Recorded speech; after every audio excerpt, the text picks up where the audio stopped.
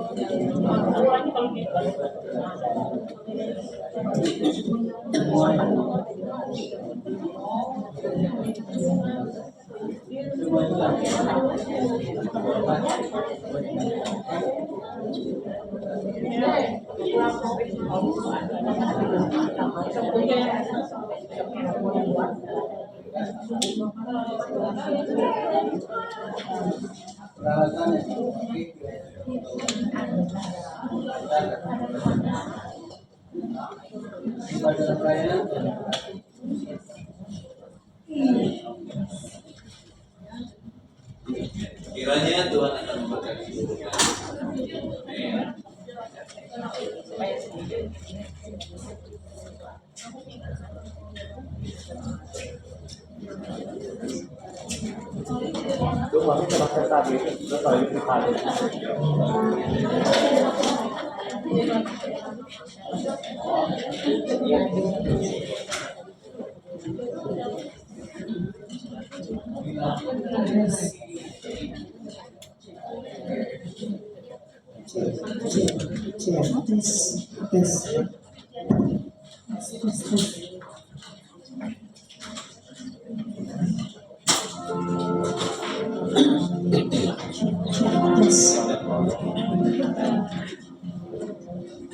Selamat pagi Bapak Ibu Saudara semuanya.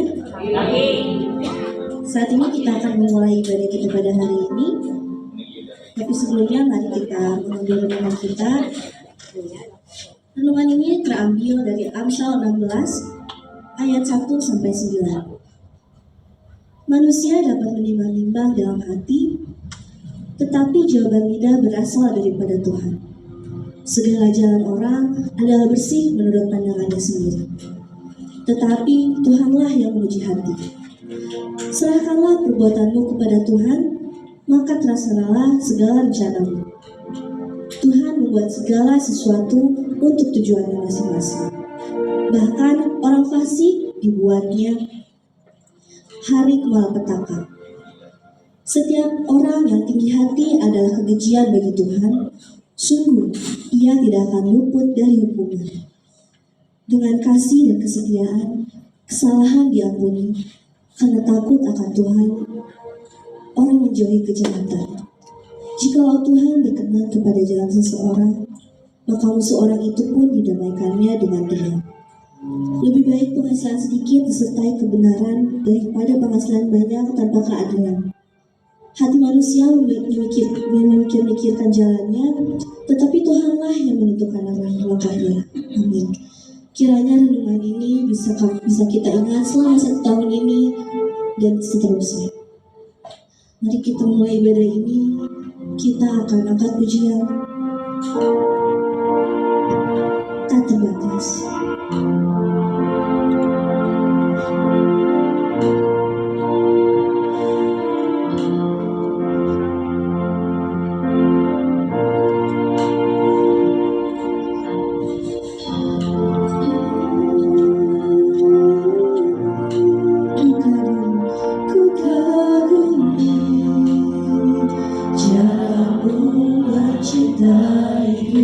Kau ada di cerita proses hidupku, di titik terendahku kau hadir untuk mengangkatku. Kau tak menyerah akan hidupku. Ku kagumi caramu mencintaiku. Kau ada di cerita proses hidupku, di titik terendahku kau hadir untuk mengangkatku. Ku tahu kau tak menyerah akan hidupku. Tak terbatas kuasamu, tak terduga caramu.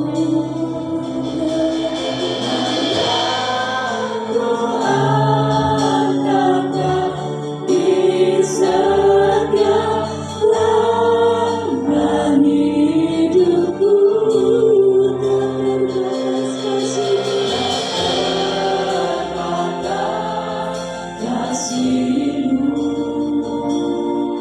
Tak terduga caramu. Kau yang ku percaya di segala musim hidupku. Bapak Ibu, mari kita bangkit berdiri. Mari kita katakan, ku kagumi Engkau.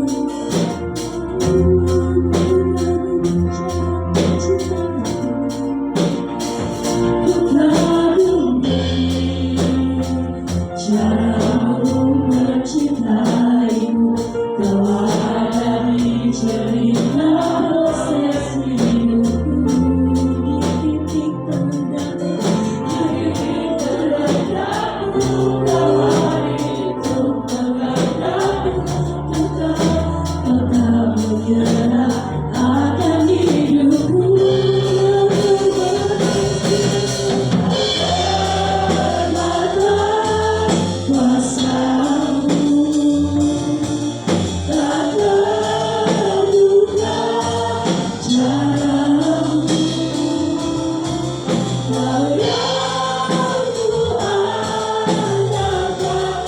Di segala langkah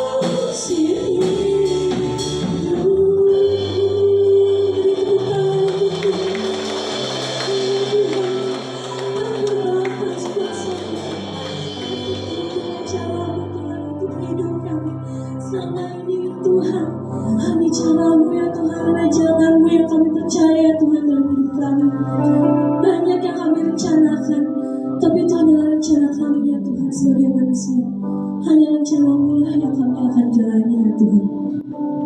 Ya Tuhan, kuasa-Mu yang kupercaya, jalan-Mu yang percaya, Kau ada di setiap langkah hidupku, Kau ada di setiap musim hidupku ya Tuhan. Ya Tuhan, saat ini kami akan memulai ibadah kami pada hari ini ya Tuhan. Kau lancarkan semua ibadah ini ya Tuhan, dari awal, pertengahan, hingga akhir ya Tuhan. Bimbinglah ini ya Tuhan, berkatilah ya Tuhan. Berkatlah juga ya firman yang nanti akan disampaikan ya Tuhan oleh Bapak Penatua Yonatan ya Tuhan. Biarlah firman disampaikan sebagai rema bagi kehidupan kami. Bisa kami jalani kehidupan kami sehari-hari ya Tuhan. Biarlah firman itu bisa menjadi semangat baru di tahun ini ya Tuhan. Ya Tuhan, saat ini kami mulai ibadah ya Tuhan. Haleluya. Terima kasih ya Tuhan. Dalam nama Tuhan Yesus. Amin. Selamat pagi Bapak Ibu semuanya. Semangat? Semangat? Kalau semangat, saat saya bilang semangat Bapak Ibu bilang semangat, semangat, semangat. Bisa? Bisa ya? Oke, semangat Bapak Ibu. Semangat, semangat, semangat. Beri tepuk tangan untuk kita semua. Bapak Ibu, kita di sini mau memuji Tuhan, yang di langit, yang di bumi, semua puji namanya. Kita semua yang puji namanya. Mari kita angkat pujian di langit dan bumi. Pujilah Tuhan.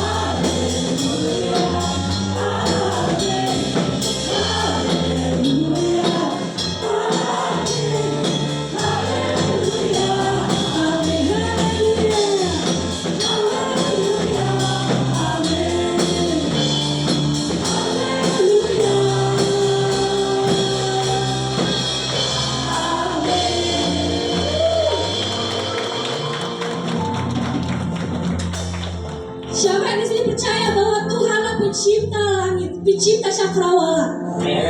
Kita akan ada pujian. Datanglah dan berkata, Great is our God.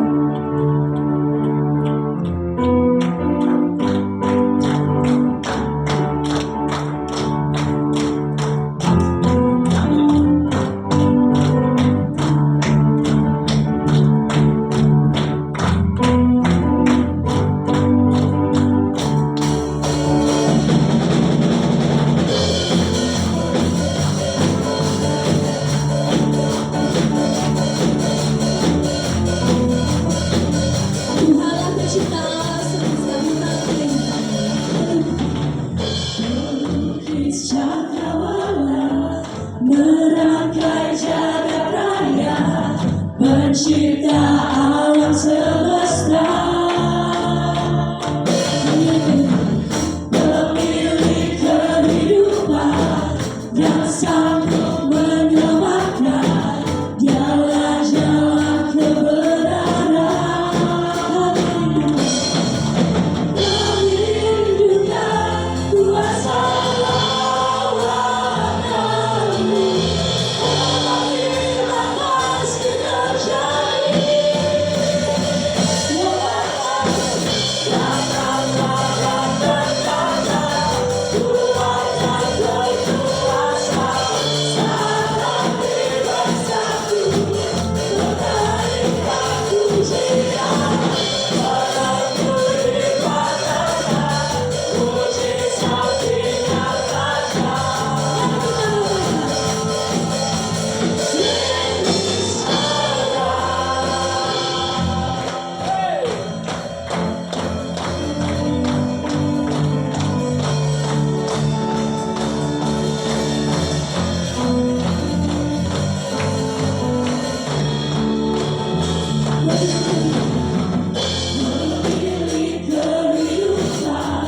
Dan sanggup menyelamatkan, Dialah jalan kebenaran. Merindukan kuasa lawanmu, apabila pasti terjadi.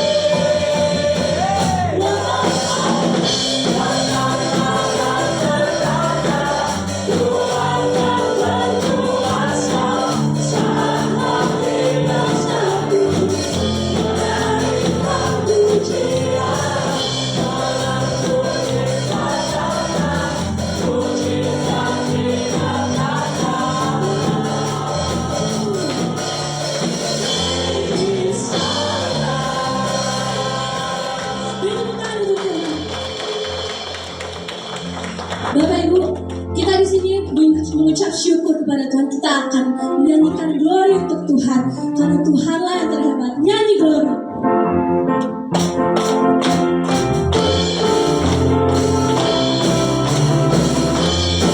Nyanyi glory. Nyanyi glory, glory, glory, glory bagi Sang Raja. Oh, nyanyi glory, glory, glory bagi Sang Raja. Nyanyi glory, glory, glory bagi Sang Raja.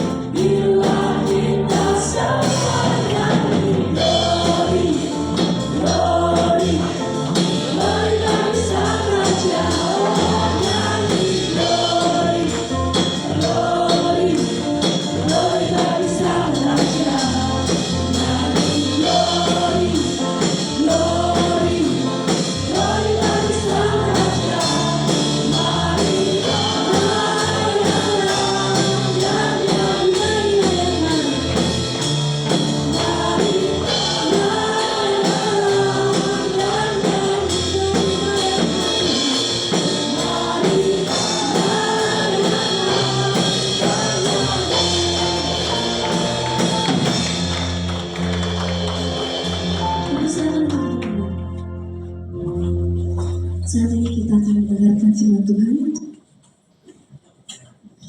Jalannya tak tersembunyi bagi kita, tiada terduga kasihnya. Arti kehadirannya selalu nyata di dalam hidup kita. Mari kita puji arti kehadirannya.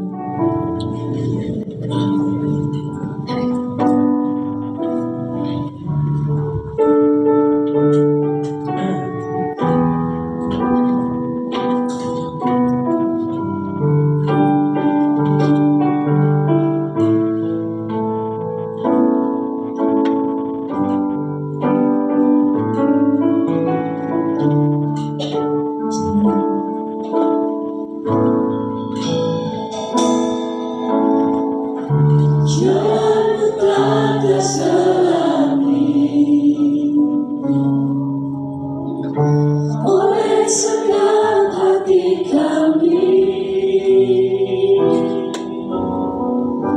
namun satu hal ku percaya, ada rencana yang indah, tiada terduga kasih-Mu. Heran dan besar bagiku arti kehadiran-Mu selalu nyata di dalam hidupku. Penyertaan-Mu sempurna, rencana-Mu penuh damai, aman dan sejahtera walau di tengah badai. Inginku selalu bersama, rasakan keindahan arti kehadiran-Mu Tuhan. Jangan bersama, lepaskan hati kami Tuhan.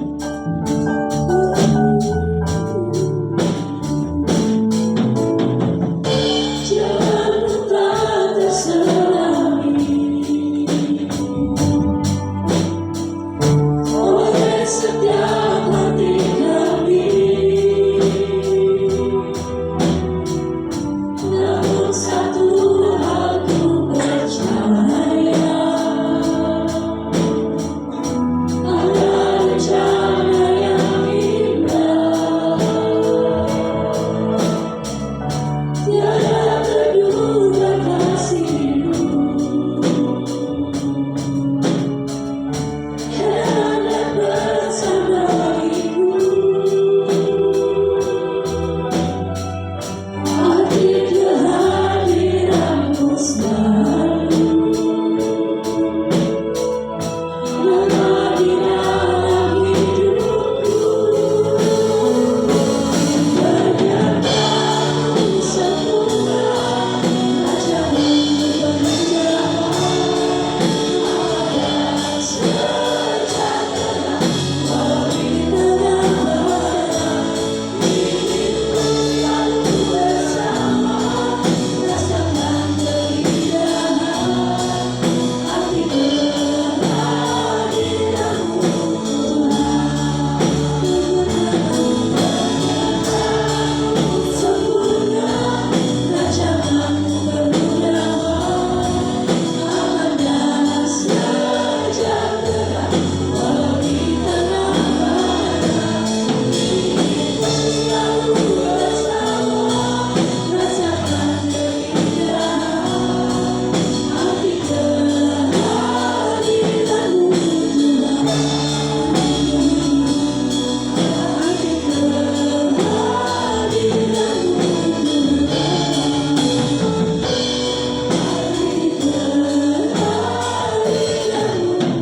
Tuhan. Kami serahkan kepada Hamba yang akan membawakan firman.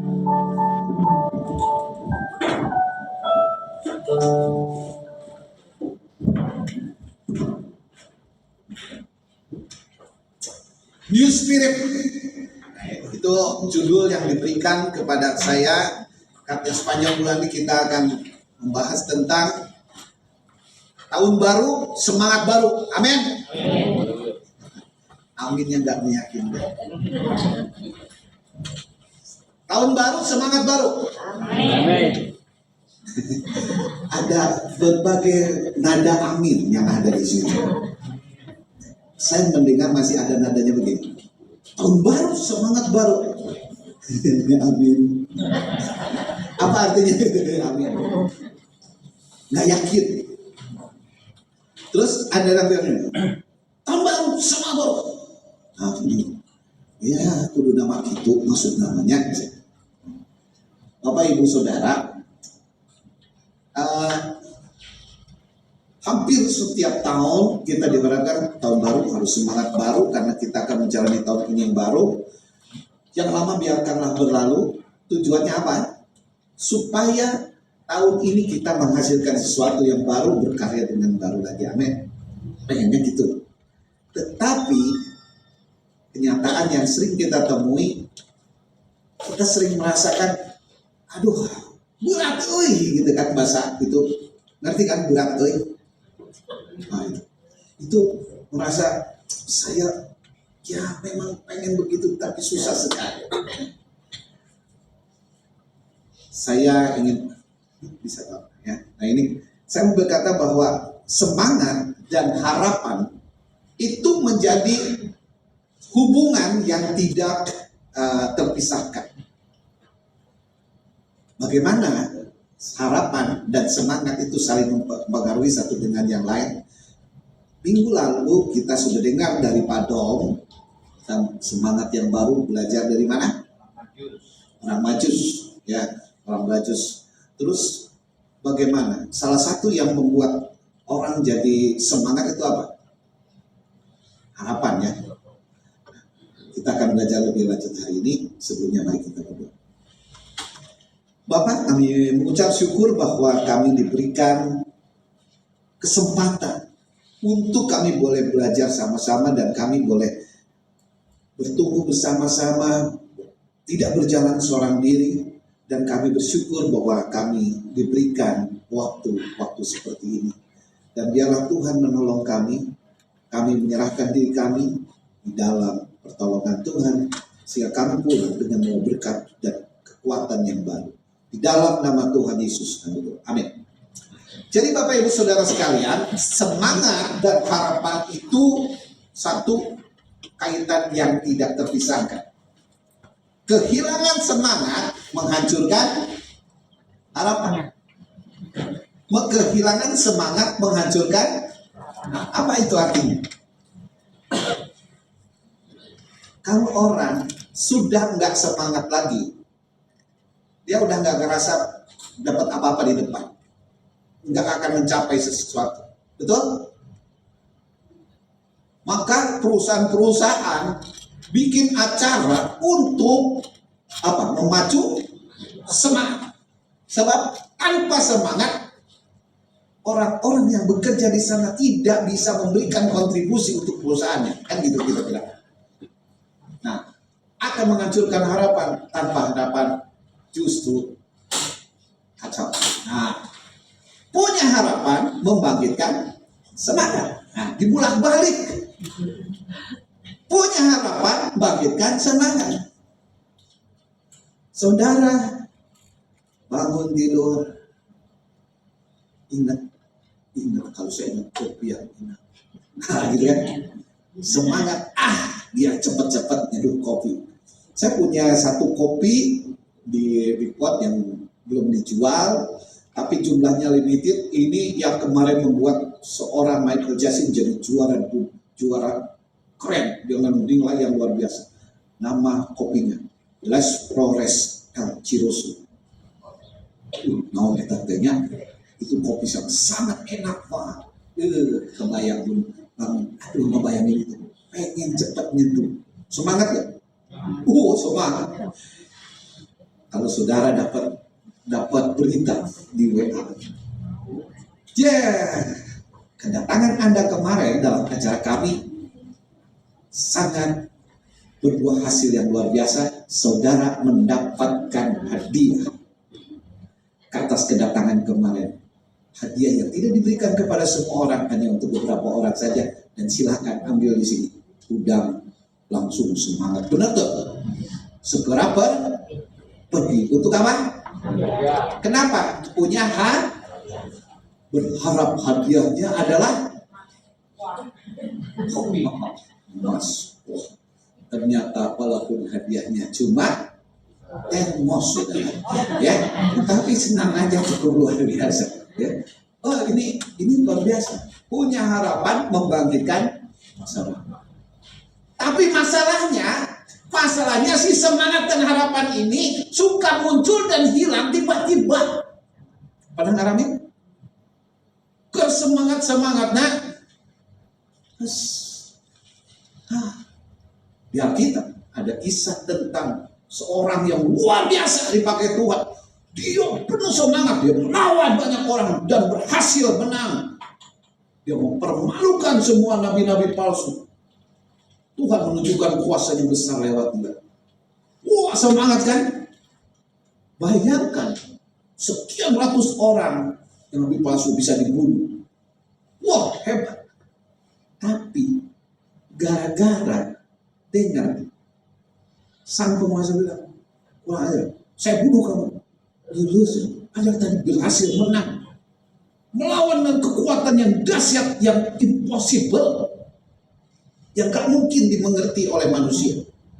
Mendatangkan api dari langit.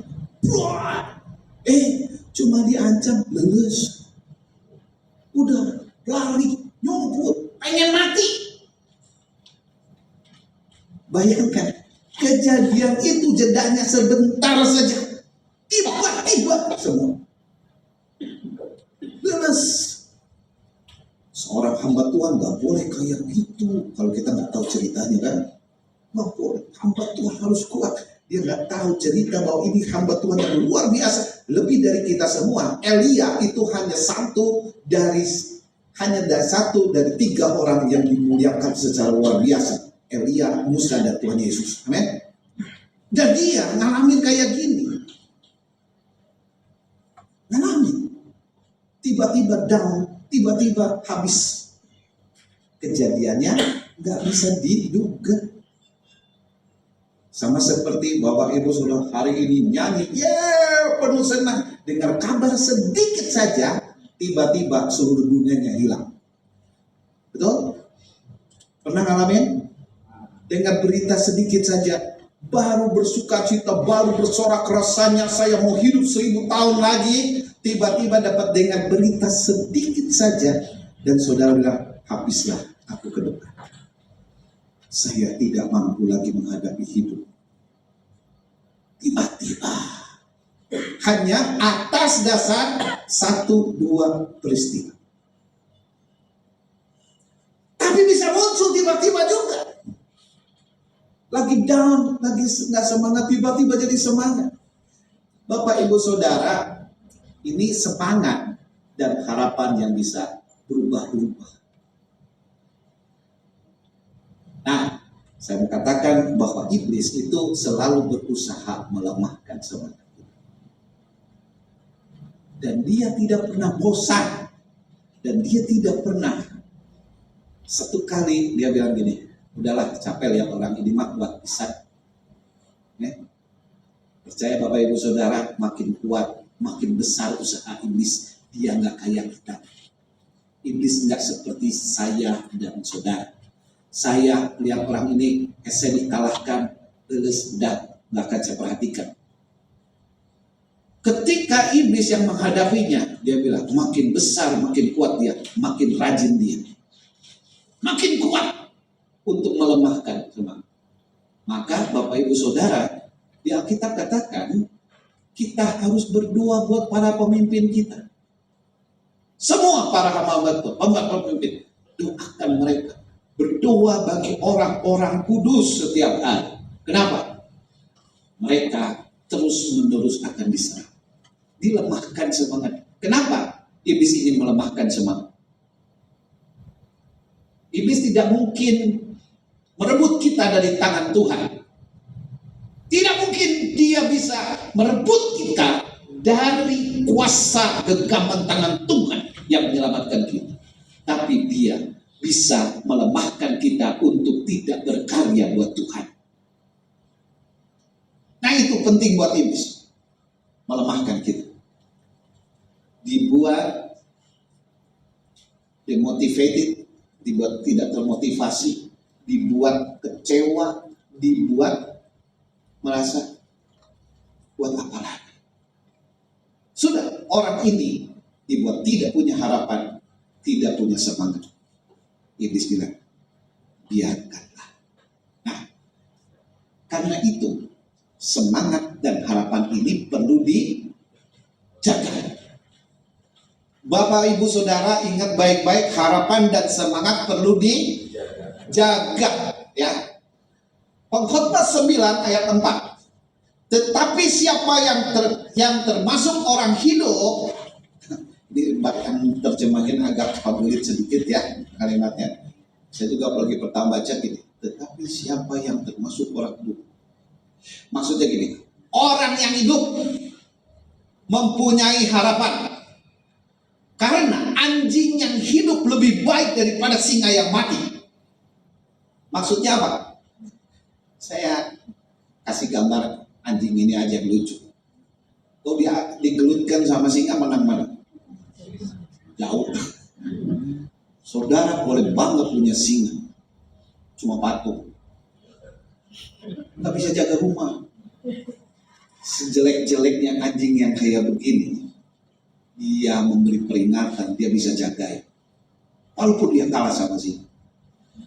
Hanya orang yang hiduplah yang akan punya harapan. Ini firman Tuhan bilang. Nah, Bapak Ibu Saudara gini. Iyalah orang hidup. Orang mati bagaimana punya harapan, udah gak bisa apa-apa, benar gak? Tetapi saya mau bilang begini, Bapak Ibu, jangan sampai kita hidup seperti mati. Zombie. Ya, zombie. Bukan Simbo, zombie. Ya, kalau itu gak ada hubungannya sama Simbo. Tapi zombie, orang hidup mati. Orang mati nggak punya harapan. Ada orang yang hidup, tetapi dia mati dalam rohaninya, nggak punya harapan. Dia cuma orang gini, dia pengen, tapi nggak ngapa-ngapain, nggak bisa apa-apain. Orang ini selalu hidup dalam mimpi. Ya? Mimpi, apa bedanya mimpi sama harapan? Ada yang bisa tahu? Bantu saya. Apa bedanya mimpi dengan harapan?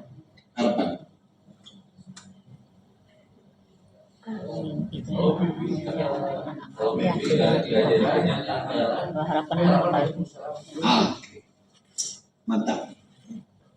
Jadi kalau orang mimpi, dia bangun, cuma mimpi, ya. Terus dia ngapain? Ya udah aja, tidur lagi. Ya, dia cuma mimpi, tidur lagi. Terus kan mimpinya mumpung enak, tolong bersambung, dicari-cari sambungannya susah dapat. Nah, udah ya. Nah, mimpi memang gratis, tapi itu orang mimpi. Tapi kalau makanya jangan bilang gini, mimpilah setinggi langit. Ya kalau cuma mimpi doang susah. Tapi punyalah pengharapan. Nah, orang yang tidak kenal Tuhan cuma mimpi terus. Kenapa? Dia tidak dikasih power di dalamnya untuk meraih, untuk menjalani, menjangkau itu.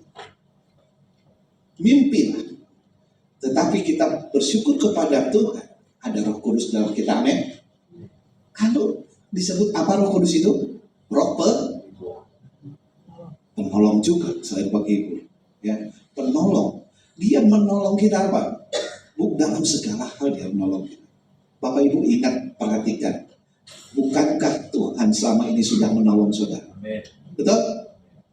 Gimana caranya? Bagaimana dia bisa tahu saya butuh ini, saya perlu tahu ini? Ada di dalam saudara. Bahkan dia tahu persis apa yang kita inginkan, sementara kita sulit mendefinisikan. Bahkan keinginan yang model begitu pun Roh Kudus tahu. Hayang mau terimpokon hayang, udah susah. Saya akan kesulitan, Bapak Ibu kesulitan, Roh Kudus tahu maksudnya apa. Nah, itu yang membuat orang perlu berpikir, walaupun kita secara fisik hidup, apakah benar sudah hidup? Jangan-jangan kita zombie. Yakinkan bahwa saya punya Roh Kudus. Yakinkan bahwa saya ada dekat dengan Dia, bisa ngobrol, bisa mendapatkan sesuatu dari Dia.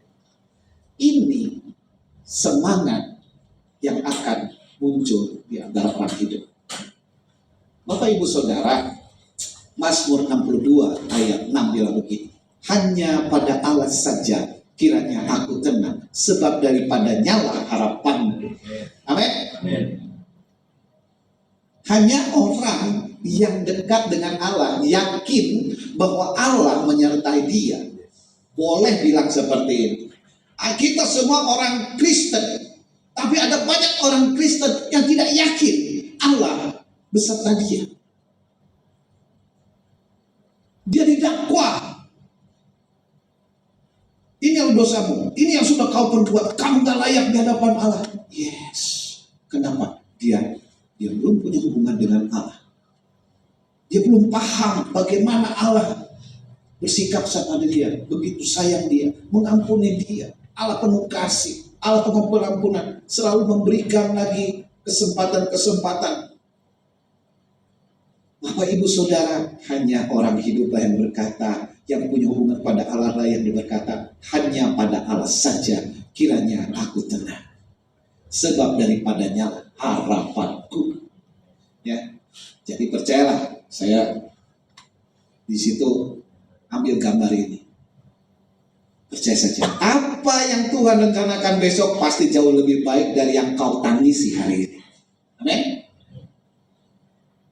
Itu dia.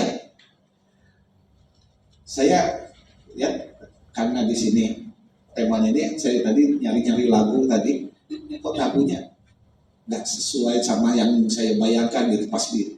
Ini lebih sesuai dengan apa yang saya khotbahkan hari ini.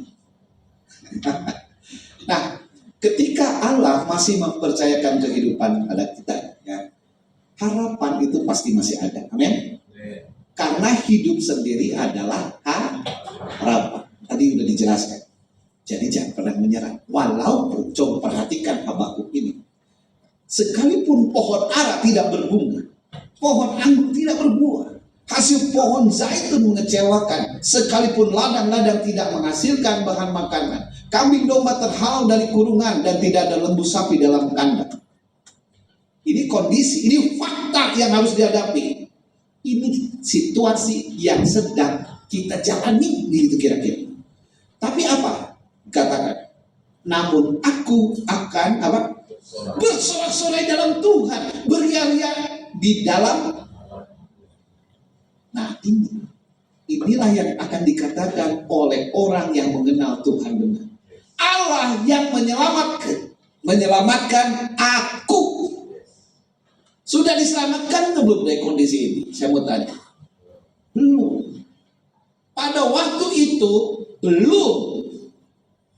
Tapi dalam imannya dia berkata, saya tahu siapa Allah saya. Dia tidak pernah akan membiarkan saya celaka.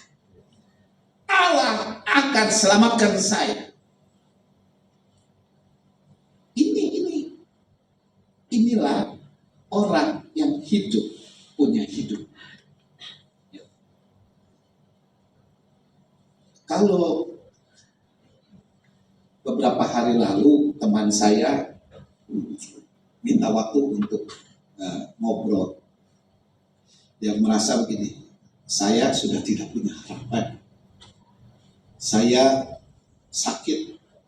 Saya di tengah sakit usahanya pun ambruk. Dia tadinya orang yang sangat kaya. Dia tidak pernah mengalami kekurangan. Untuk pertama kalinya saya menjadi orang tidak punya apa-apa. Dia bilang begitu sama saya. Lalu dia cerita, kan dia bukan orang Kristen. Rasanya lebih baik mati. Saya bilang, masih punya mobil? Masih punya. Masih punya motor? Motor punya. Motornya bukan motor kecil, motornya gede. Masih punya rumah? Masih. Saya jadi bingung. Masih punya semua, tapi dia bilang, saya sudah nggak punya harapan. Ini bedanya. Orang yang bilang kaya dengan orang yang merasa kaya. Tahu nggak bedanya apa? Orang yang kaya, dia bilang gini, aduh, usaha saya merugi, saya tidak akan sanggup. Kenapa? Uang saya sudah habis. Sekarang tinggal seberapa? Cuma tinggal 10 miliar. Oh, karena tadinya uangnya 100 miliar. Tinggal 10 miliar, dia bilang saya sudah miskin. Ternyata itu relatif ya. Ada orang yang biasa hidup susah. Dia bilang, puji Tuhan. Kenapa? Tuhan luar biasa baik bagi saya. Kenapa? Saya tiba-tiba punya saldo 1 juta. 1 juta menjadi pujian bagi Tuhan. Si orang kaya ini bilang gini, liurmu. Kurang 10 M itu pusing. Kita 1 juta. Nah, saudara, itu apa?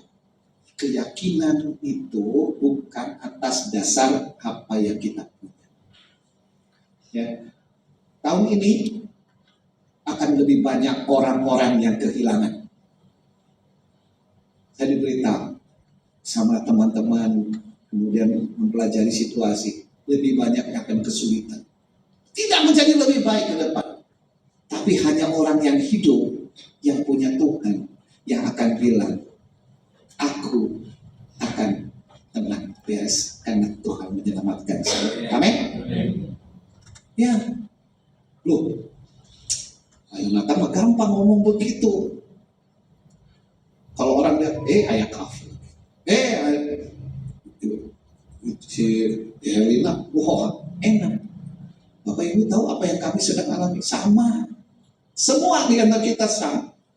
Tetapi hanya iman kamilah yang berkata, Tuhan pasti tolong.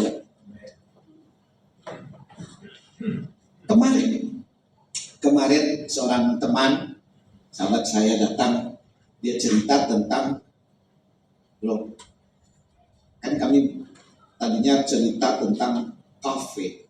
Ada banyak kafe yang tutup. Kopi-kopi shop itu pada tutup. Lalu dia cerita, sekarang ada Tomorrow, ya kafe. Oh, enak dong, enak kopinya gitu kan. Sebentar lagi akan datang dari mana? Dari Cina ya. Akan banjir ke Indonesia. Kafe baru, konsep baru. Tapi konsepnya dengan kekuatan ekonomi yang besar. Nanti kopi kenangan John jiwa akan kayak hilang semua kelintas dengan produk-produk itu. Lalu dia bilang begini, bro, kamu sudah memulai dengan bagus, tidak ngikutin arus umum. Kopinya, betul dijual kopinya. Nah dia sarankan, besok ganti konsep, yang dijual itu jasanya, yang dijual adalah si kopinya dengan knowledge-nya. Itu akan jadi tren ke depan. Bapak Ibu, saya lemas juga karena minggu-minggu ini omset ya kena musim dingin, sepi. Tapi di tengah itu ada, harus saya langsung tangkap ini, Tuhan mungkin pakai dia untuk bilang ini.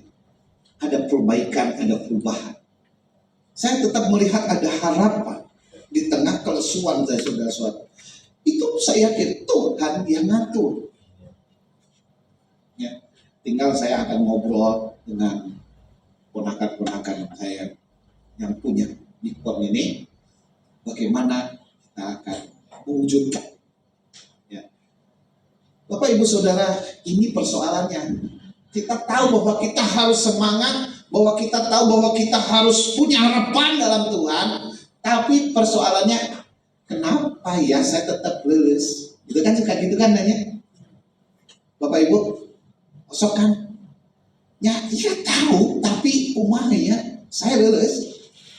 Yang paling kalimat itu saya paling sering dengar justru dari anak saya. Au papi, tapi kan gitu.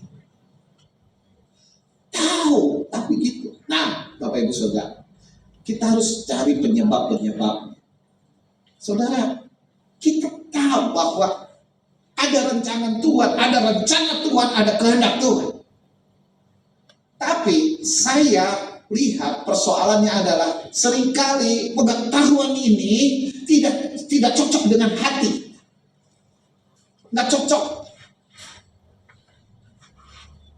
Ketika kita tahu bahwa Tuhan mengatur hidup kita, bahwa Tuhan juga yang menolong saya jalan, tapi ketika ada progres yang nggak baik, ada sesuatu yang nggak sesuai. Kalau ditolong Tuhan, dipimpin Tuhan mesti mulus terus. Ini ada enggaknya, ada rontoknya, ada gagalnya, ada sesuatu yang tidak sesuai dengan harapan.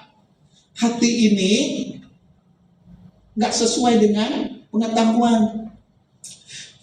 Dalam kalimat dari kepikiran ini keluar dalam mulut, Tuhan punya rencana, Tuhan nolong saya. Hati saya bilang, itu tidak sesuai dengan keinginan saya. Problem. Sebenarnya jadi inilah yang harus kita taklukkan. Firman Tuhan, barang siapa mau ikut aku, dia harus menyangkal dirinya, pikul salibnya dan ikut. Betul? Nah, bagian nyangkal diri ini adalah bagian saya ngomong kepada hati saya, melatih hati saya, bukan pikiran saya. Karena pikirannya bisa cocok, karena sudah baca firman Tuhan, saya tahu hati ini namanya, kalau dulu bilang ego, keinginan daging, belum disalibkan, belum mau ditundukkan. Inilah menyangkal diri. Gimana Bapak Ibu Saudara? Sering banyak latihan hidup tidak sesuai dengan keinginan, saudara akan lebih kuat. Betul? Cuma nggak enak dijalani. Itu aja. Nggak enak sekali. Ripuh ngejalaninnya. Membuat kita jadi malas, lemas. Baru berhasil dapat satu, Tuhan sudah jawab doa saya, besoknya gitu deh. Ya. Nah, saya bilang begini, satu-satunya cara sangkal diri, taklukkan hati ini. Caranya gimana? Jangan ungkapkan lewat perkataan. Tapi ini orang hayang. Saya percayakan diri, saya percaya firman Tuhan, saya taklukkan. Saya tidak akan ungkit-ungkit. Ketika hati saya bilang ini begini, saya bilang lagi, firman Tuhan bilang begini. Enggak, bukan hati saya yang diikuti. Gimana? Esek, Bapak Ibu. Saya perlu bertahun-tahun juga belum berhasil semua, tapi jauh lebih baik hari. Kedua, saudara, kita ini sulit untuk maju, untuk punya pengharapan, untuk bisa semangat. Kadang-kadang kita terlalu fokus pada kelemahan diri. Dan saya mah, ya, saya tuh bisa, saya mah orangnya begini. Ya udah, kalau itu memang nggak bisa semangat gitu. Merasa tidak layak, merasa gagal. Saya pernah gagal, malu, merasa tersandung dengan diri sendiri. Orang lain nggak ada yang tahu, tapi saya yang tahu. Memang begitulah hidup. Ya, semua orang dipandang. Kemarin seorang remaja bilang ke saya, Om, semua orang berpikir saya kuat. Karena dia lincah, dia selalu bersemangat menyemangati teman-teman. Dia nggak tahu saya banyak persoalan. Saya bilang, bagus. Bagus begitu. Kalau kita melihat diri kita, ingat, dalam kelemahanku, ya, justru dalam kelemahanku, aku jadi kuat karena Tuhan. Supaya kita semua sadar, kalau kita mengandalkan diri sendiri, kita ini nggak akan pernah bisa. Kita nggak akan pernah mengandalkan diri berhasil menjadi orang yang bisa menyemangati diri sendiri dan berhasil dengan sendiri. Nggak bisa. Kita akhirnya harus berkata, karena Tuhanlah kekuatanku yang buat aku si lemah ini jadi kuat. Saudara-saudara, nih anak-anak muda yang biasa pernah melayani, bikin acara segala macam, pasti ngalamin satu hal. Berulang kali saudara akan ngalami, aslinya tidak bisa. Tiba-tiba berhasil. Benar gak? Benar? Alamin kan? Dulu cuma saya doang pikir saya begitu. Ternyata semua orang ngalamin. Itu saya yakin. Karena itu janji Tuhan. Dalam kelemahanku, aku kuat. Dan Tuhan akan sediakan semua yang kemampuan yang tidak kita pikirkan. Tuhan lengkapi. Itu. Kalau nggak ingat bahwa Tuhan akan memperlengkapi saya, kalau tidak ingat bahwa Tuhan akan memberikan saya kemampuan, saudara susah semangat. Semangatlah hari ini kalau saudara tidak mampu. Semangat Bapak Ibu Saudara kalau hari ini bilang, saya teboganan naon, karena Tuhan akan mencukupkan. Dialah Yehova Nah, Bapak Ibu Saudara, jangan fokus kepada kelemahan. Belajar mengampuni diri sendiri, belajar menerima diri sendiri dan juga orang. Yang ketiga, yang bikin orang jadi sulit untuk semangat, untuk punya harapan, takut pada resiko, takut pada ancaman, dan takut pada perubahan. Semua yang berubah itu tidak menyenangkan. Perubahan itu tidak ada yang menyenangkan. Karena pada dasarnya semua orang senang dan sudah terbiasa nyaman dengan diri sendiri. Begitu. Ya. Setiap perubahan takut. Dulu saya pikir perubahannya yang jelek, yang menjawab kalau bagus mah mual. Ternyata perubahan menjadi lebih tinggi juga bikin stres orang. Ya. Perubahan yang orang ingin itu adalah perubahan yang pelan-pelan, jadi sudah terbiasa. Dan Tuhan tak aneh, kan Tuhan kasih kita darahnya darah panas, benar? Tapi pengen jadi berdarah dingin. Pengennya pelan-pelan, gak kerasa, gitu ya? Ya kodok, gitu. Kodok itu berdarah. Karena berdarah dingin, dia masuk di apa namanya, baskom, di panci, ya. Senanglah dia, nyalain kompornya di bawah. Terus, Bapak Ibu tahu kan ceritanya? Tahu tuh, berhasil dia jadi suike. Nyaman, padahal sudah berubah. Nah, orang tuh pengennya kalau berubah itu gitu, pelan-pelan, nggak kerasa, tahu tuh sudah berubah. Saya jadi orang kaya sekarang, asal tidak drastis berubah nggak ada apa-apa. Pengennya, tapi ingat, kodok juga begitu, tapi hasilnya Anda mau berubah jadi suike. Bapak Ibu Saudara, terlalu banyak tantangan, terlalu banyak penyesuaian, terlalu banyak harga yang harus dibayar, seringkali menjadi ketakutan. Tapi Bapak Ibu Saudara yang sudah masuk dunia bisnis, terlalu banyak harga yang dibayar selalu menghasilkan sesuatu yang sesuai dengan itu, betul? Modal lebih besar menghasilkan keuntungan yang lebih besar. Prinsip seperti bola salju. Nah, usaha saya nggak kerja keras, saya sekian wae, ya modalnya kecil, bergulirnya cepat tapi kecil. Kenapa? Karena startnya dengan modalnya besar, bolanya besar, digulirkan di salju. Baru berapa putaran makin gede, betul? Jangan takut bayar harga.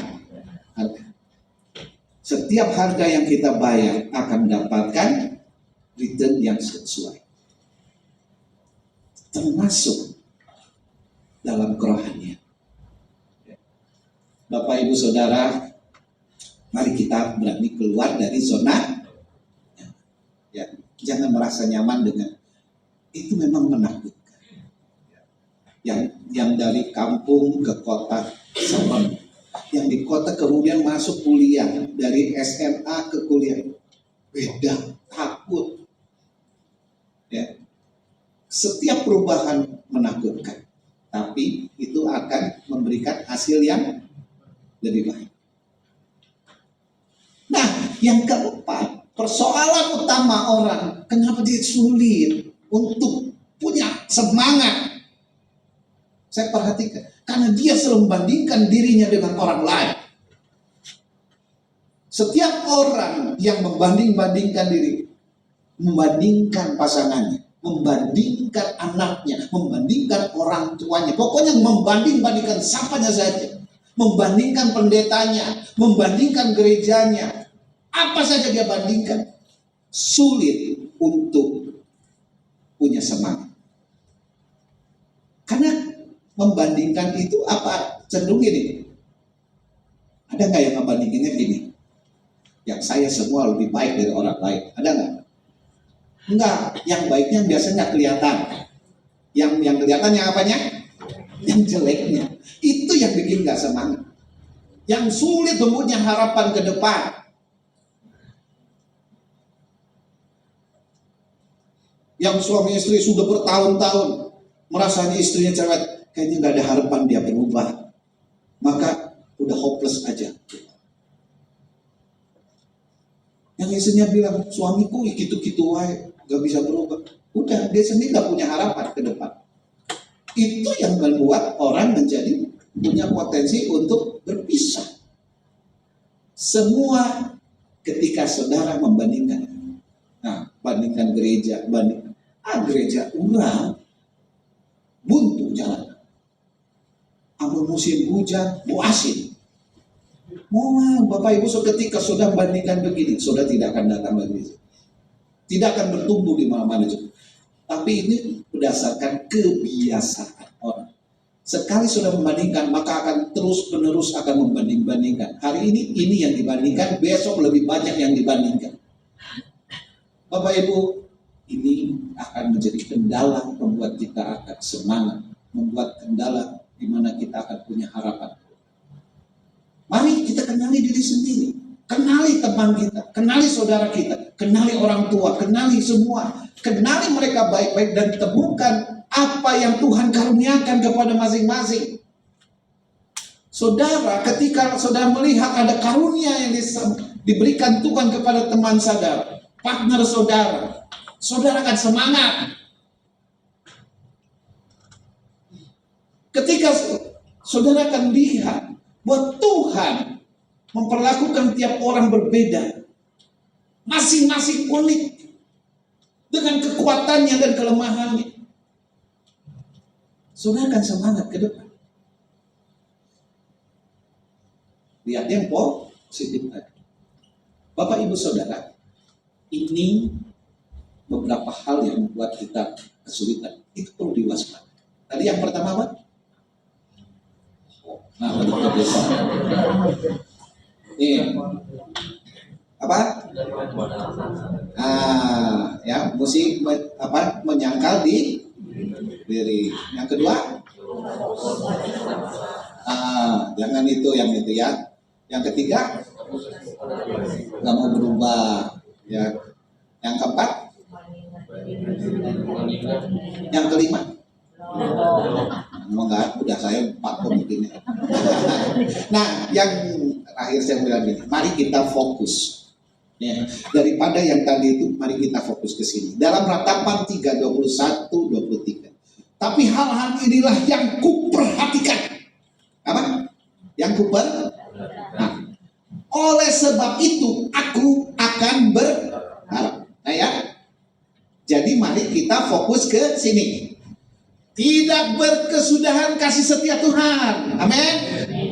Ingat baik-baik, tidak berkesudahan kasih setia. Jadi kalau kita ingat terus, Tuhan itu selalu setia dan tidak pernah habis-habis. Setiap kali muncul pikiran, Tuhan menjauh dari saya. Tuhan jengkel sama saya, dia benci saya. Buang baik-baik, betul? Fokus kepada tidak berkesudahan kasih setia Tuhan. Tak habis rahmatnya. Apa? Rahmatnya apa sih? Bapak Ibu Saudara jangan salah sebut ya, penekanan jangan salah. Tak habis rahmatnya. Kasih apa itu? Kasih karunia. Jangan bilang kasih karunia. Ya. Kalau karunia itu saudara seperti saudara memberikan ke pengamen, tukang yang minta-minta. Saudara memang memberi, tetapi enggak apa? Enggak tulus, hanya karunia, enggak beli asal. Orang yang kasih karunia kita memberinya asal. Nu penting mah merek itu ya, kasih karunia, ada karunia unggul. Tetapi Tuhan tidak memberi kita karunia. Dia memberikan kepada kita kasih karunia, dia memberikan rahmat. Rahmat artinya saya memberikan rahmat saya. Itu pasti yang paling bagus. Memberikan anugerah. Presiden kalau ngasih anugerah yang jelek yang bagus. Ini Tuhan. Jadi katanya tidak habisnya rahmatnya. Pasti yakinkan saya dapat rahmat dari Tuhan. Amin. Dan yang luar biasa, selalu baru tiap. Jangan ngarep rahmat yang kemarin buat hari ini. Oke? Hari ini pasti ada yang baru lah. Jadi jangan ngebandingin Tuhan dulu nah nanti. Enggak. Bukan Tuhan gak nolong saya, gak memberi saya anugerah. Hari ini rahmatnya baru lagi. Ya. Dan apa? Besar kesetiaan. Ini nempel terus di kepala kita. Katanya di sini, inilah yang kuperhatikan. Oleh sebab itu aku akan berharap apa? Satu, tak berkesudahan kasih setia Tuhan. Tidak habis rahmatnya. Baru selalu tiap pagi. Besar. Amin. Coba ini terus ditempel. Saudara kan punya semangat. Saudara kan punya harapan. Bapak Ibu diberkati Tuhan. Hari ini mau ganti cara berpikir kita. Tuhan memberkati. Mari kita tunduk.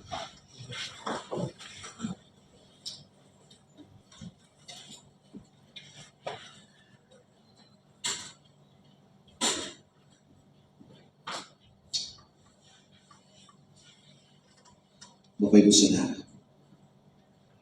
apa yang Bapak Ibu pikirkan, rasakan?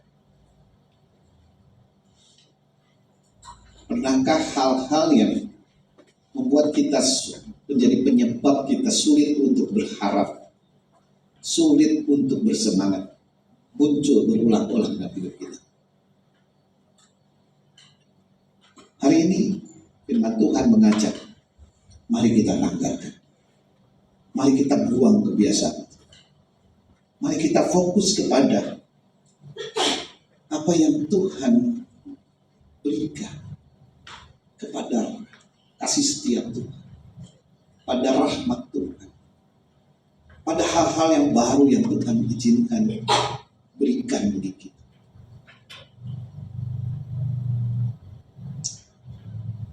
Biarlah tahun ini menjadi tahun kebangkitan kita.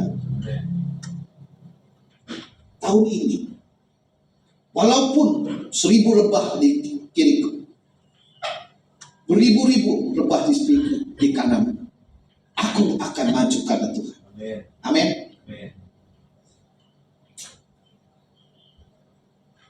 Angkat tanganmu, kita akan berdoa. Bapa, kami mengucap syukur. Terima kasih untuk firman-Mu. Terima kasih untuk janji-Mu. Terima kasih kami hari ini belajar sesuatu yang baru. Membuat kami tidak mudah dipatahkan. Biarlah nama-Mu diagungkan. Tahun ini kami akan melayani Tuhan lebih lagi. Bersemangat, berpengharapan, dan berkarya lebih.